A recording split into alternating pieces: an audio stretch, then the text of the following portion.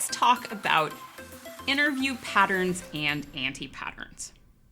I want to approach this topic with the story of my own experience of an interview that didn't go well for me. And it was an interview that was really, really important to me, and where I went through a lot of heartbreak and a lot of hard feelings that it didn't go well. Everything started out really promisingly enough. I was looking for jobs, and there was a job internally at the company I was working at that sounded extremely exciting. Now, I didn't know the folks in the team, but the manager looked at my background and said, you seem really interesting. I'd like to bring you in for an interview, even though it's not an obvious fit. And I was really excited, and I went in for the interview, and I was super eager, ready to, do my best with everything I could. I'd prepared as well as I was able to. And the interview started, and there were lots of questions. I met with multiple people, and they were all very friendly, very hospitable, but they hit me with a series of technical questions, each in their own style. And I didn't know the answer to a lot of these questions, but I did my best, and I worked to try to keep a confident, positive attitude. But as the day went on, and as I met with more and more interviewers who had more and more questions, I realized, okay, a lot of these times I think I'm not even understanding the questions properly. Like, I am so far out of the realm of this job and this team that I'm constantly trying to even clarify what we're talking about, and I don't think that I'm getting it. But still, this job, it seemed so cool and so perfect, and just like the path that my career should take.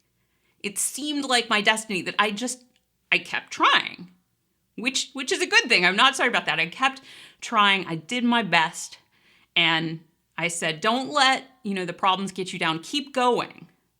And I met with yet another interviewer who asked me questions that this time I actually could understand them. They were questions like, can you name some of the isolation levels in SQL Server?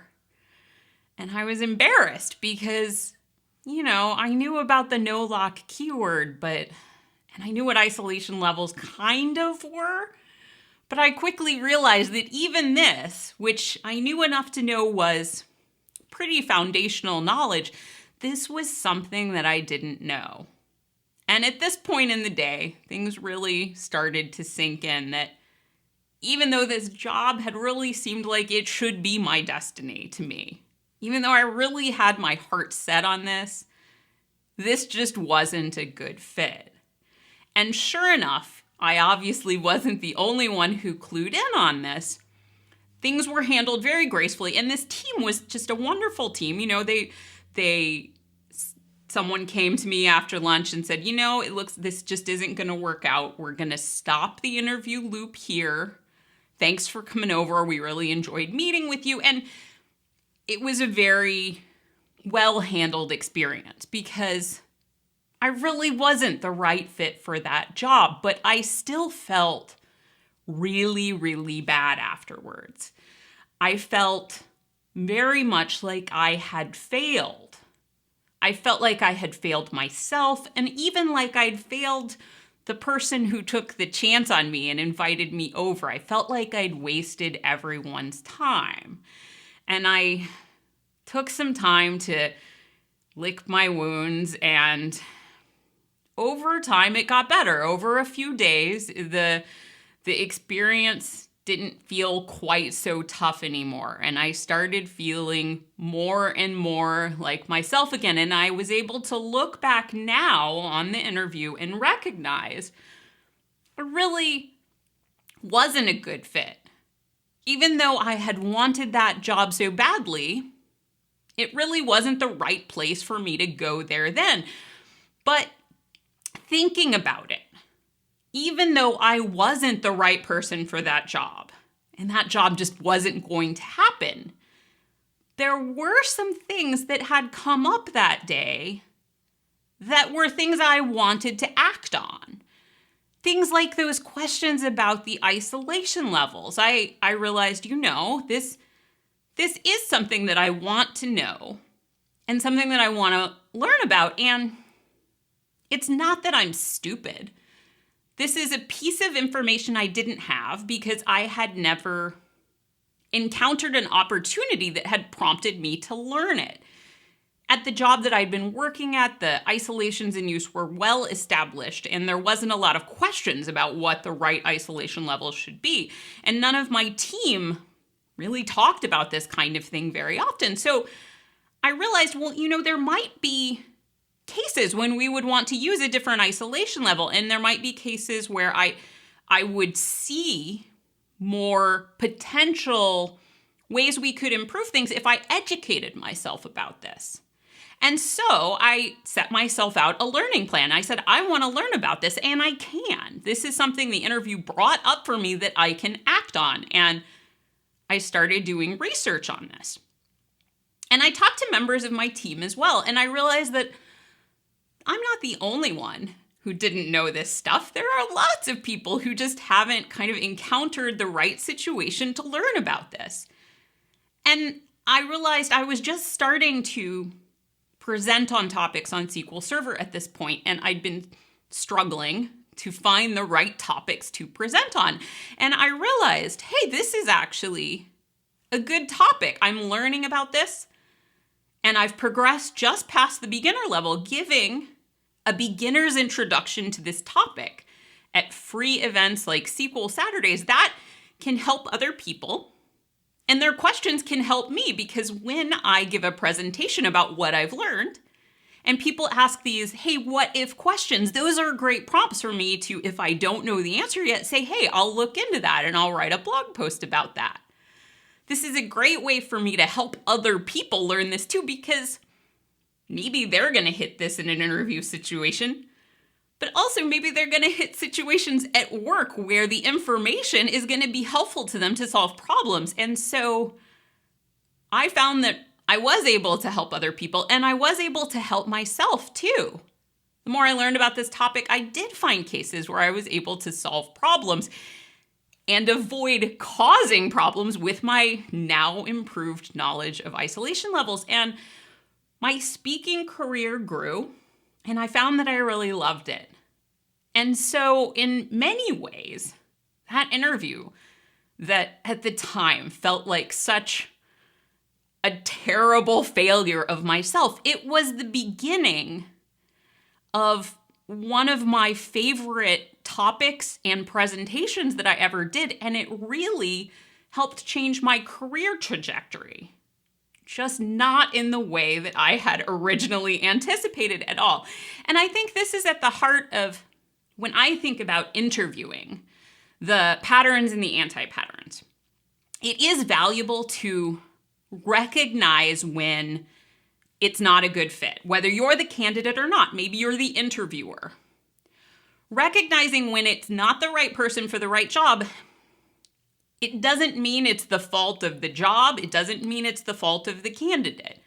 It really just means this particular interview isn't going to lead to a job match, but maybe this person would be good in another part of the organization.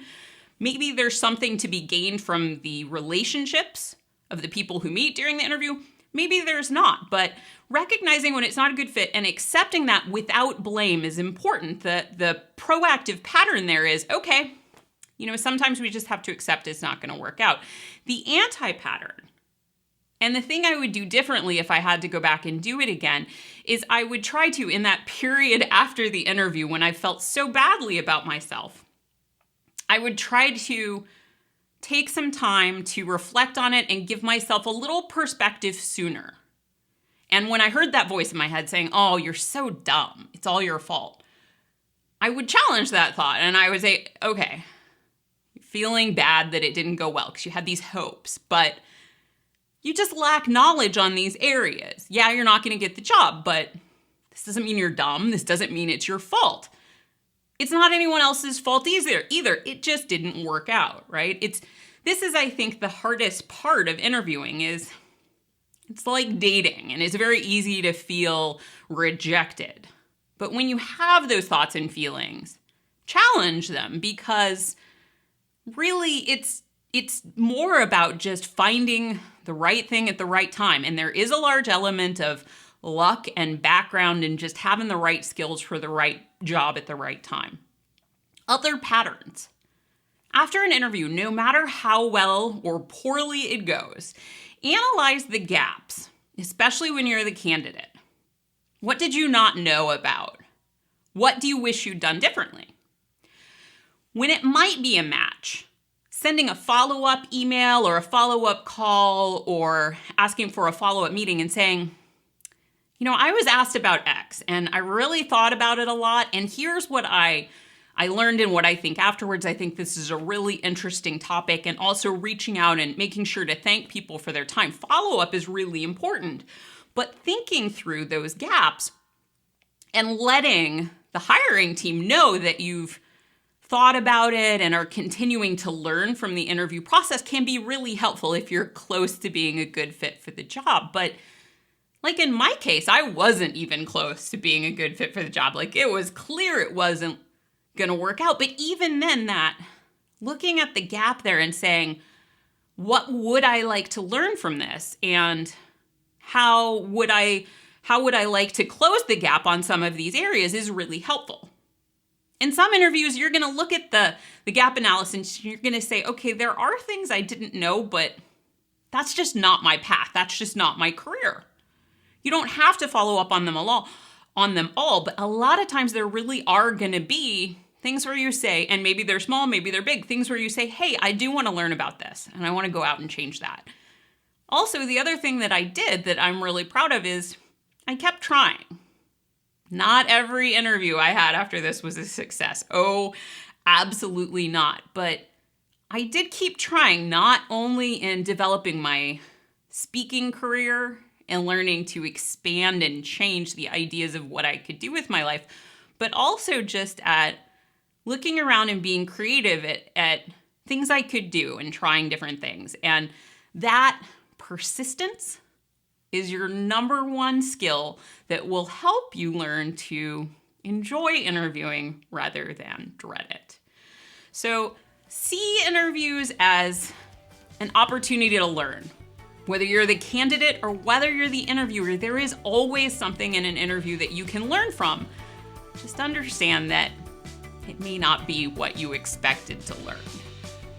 Thanks so much for joining me for Interview Patterns and Anti-Patterns.